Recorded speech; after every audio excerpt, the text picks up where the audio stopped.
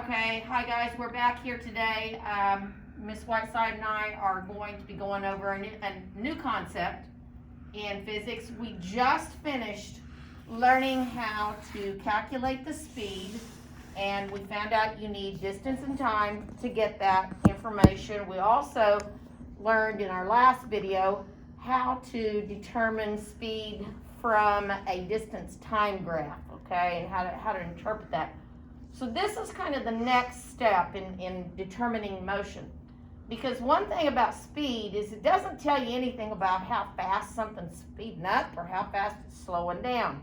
And that is going to get us into this next term here. And a lot of you've heard this before. This is going to be your definition for number 5, right up here, acceleration. Acceleration is the rate or the speed at which velocity changes with time. There are 3 things that can occur that will cause acceleration. When an object is speeding up, when it's slowing down, or when it's changing direction. Acceleration refers to any change in velocity, either by speeding up or slowing down. We're not going to worry about this. This was something that we used to do. The direction of the acceleration determines whether an object will speed up, slow down, or turn. All right, let me get over here. Here's a couple of more terms. And you guys know I'm going pretty fast on this, but if you're watching this at home, you can pause the video or rewind it or whatever anytime. Positive acceleration occurs when an object's velocity increases over time. In other words, it is speeding up. That would be like a car that was stopped at a stoplight. And when the light turns green, you press on the accelerator and you begin to move forward, and you go from a slower speed to a faster speed. That's an example of positive acceleration. Negative acceleration, which is number 7, occurs when an object's velocity decreases over time. In other words, it slows down. So this would be exactly the opposite of that situation I just told you. This would be like your mom's driving the car and she can see a block or so down the road, the light's turned red and she's moving pretty quick, so she begins to apply the brake, and as she moves forward, her speed is decreasing over time. A lot of people don't know that that's called negative acceleration in physics. I think that's the preferred term. I know that when I took driver's ed in high school, the driver's ed teachers did not call that negative acceleration. They called it deceleration. So the terms mean the same thing. I think that this is a little more accurate for science. And I've got the formula written here, and there's 3 things you've got to know to be able to calculate the acceleration of any object. You have to know its initial speed or initial velocity, its final velocity or final speed, and the amount of time that it takes to make that change in its velocity. And I've used the words speed and velocity interchangeably, and in reality, velocity is speed, but it's supposed to also have with it the direction of the motion. And not sure that always happens when we're working on acceleration problems. So if this makes better sense to you, then write it down this way. V stands for velocity, F means final, so final velocity minus initial velocity, VI means initial velocity, and then that is over time, and that's how you're going to calculate acceleration. And here I've got it written out, and here I have it in its smaller form here. One of the things, I don't know, Miss Whiteside might know better how to explain this to you.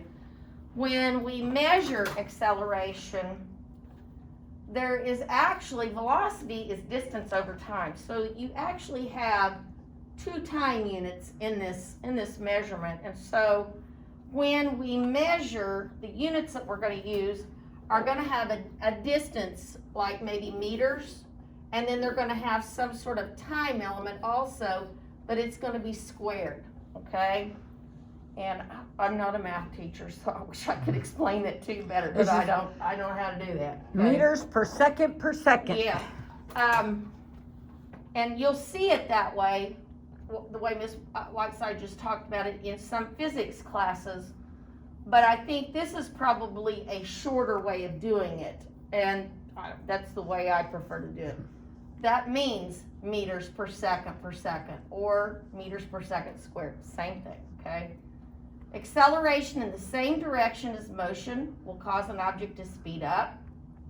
Acceleration in the opposite direction as motion will cause an object's speed to decrease or slow down. This is called negative acceleration or deceleration. We just talked about that. An acceleration at right angles to motion will change the direction of the motion. Excuse me. Okay.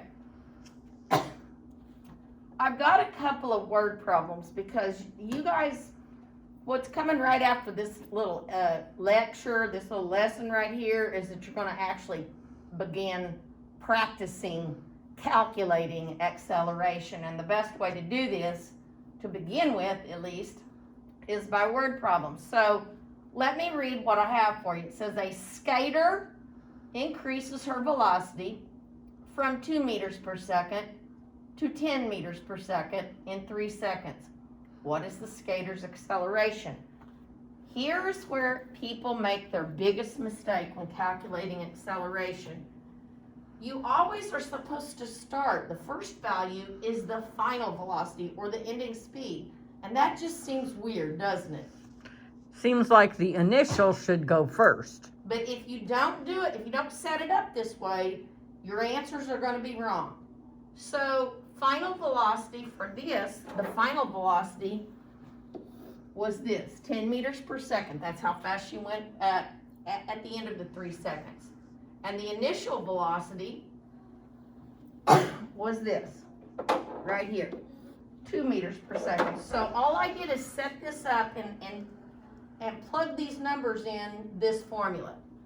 Here's 10 meters per second minus 2 meters per second, and that value is going to be over 3 seconds. And that was our time value right there. All right, so now it's just a matter of getting a calculator. By the way, you'll be happy to know you will be allowed to use calculators on this at any time. You just do the math. 10 minus 2 is what? That would be 8. 8. And I'm going to divide that by 3. And here's my answer. 2.67 meters per second squared. All right, so now we're going to read this next one. See what we come up with it. While traveling along a highway, a driver slows from 24 meters per second to 15 meters per second in 12 seconds. What is the car's acceleration? Well, you know, this problem was about something speeding up. And this one's about some object slowing down, so it'll be interesting to see how that looks, okay? So we're still going to set it up the same way. We're going to do final velocity minus initial velocity over time. All right, so what is our final velocity here, Ms. Whiteside? That would be, the final velocity is 15 meters per second. 15 meters per second. Okay, and we're going to subtract the initial velocity, which is going to be more because they were slowing down, so it's 24 meters per second.